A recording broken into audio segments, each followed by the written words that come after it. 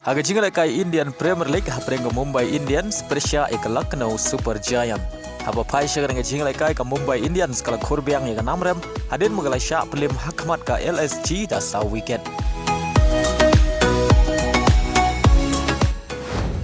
Haka Jingialehkai Shillong Premier League haprenga Saumer Persia ek nong thamai. Haka Jingialehkai ka Saumer kala khurga namjob hadin magala la bat pelim ya nong thamai da arla kawai. Bad yakini ki argol jonga Saumer layo ben tap haka minit ka khadway bad haka minit ka balai pheu hagway par ka Jingialehkai Shillong Premier League haprenga rang Madrid United Persia ek Langsning SC haga ne Jingialehkai ka Langsning SC kala khurga namjob hadin magalala bad limsuk ya ka rang Madrid United hadun rew lanot bad haga ne Jingialehkai Nelson Rembai layo ben tap hat-trick bad Lyngba ne Jingjob ka Langsning SC kala yo ben rong sya ka semi-final. Haka Jingialehkai King Cup of Champions Semi-Final haprenga Kenhun Benzema ka Al Ittihad Persia ka Al Hilal.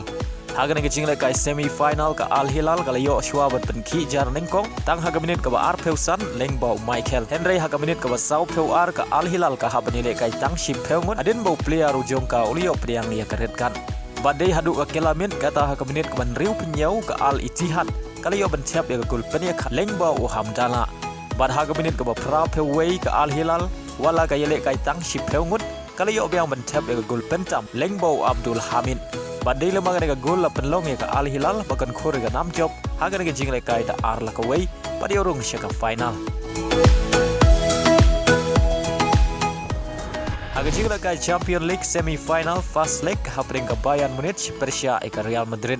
Haba pai shaga Jingialehkai semi-final Real Madrid kala yo shwa bat penki jar ningkong tang haka minit ka ba Ar Peusau Lyngba Vinicius Junior badia ka bol ay rapen bu daw cross bad hadu bokor ka kala step ka Real Madrid ka tam lay waylanan haka kala minit kata haka minit ka ba San Peulai ka Bayern Munich kala yo ben tap ya ka gol penekhay Lyngba Leroy Sané batang hadin saw minit kata haka minit ka ba San Penyau ka Bayern Munich kala yo biang ben tap ya ka gol pentam Lyngba ka penalti balakan jat daw harikin. Henry Day haga minit ka ba pra Peulai ka Real Madrid kala yo ben tap ya ka gol penekhay Lyngba ka penalti balakan jat daw Vinicius Junior bad ganinga day ru ka gol ka ba Ar ka jong o haga Jingialehkai bad day lamagi digi Ar gol la penlong ya baro Ar tali gi Kenhun bakanya khai tamar Ar gol haga Jingialehkai semi final first leg.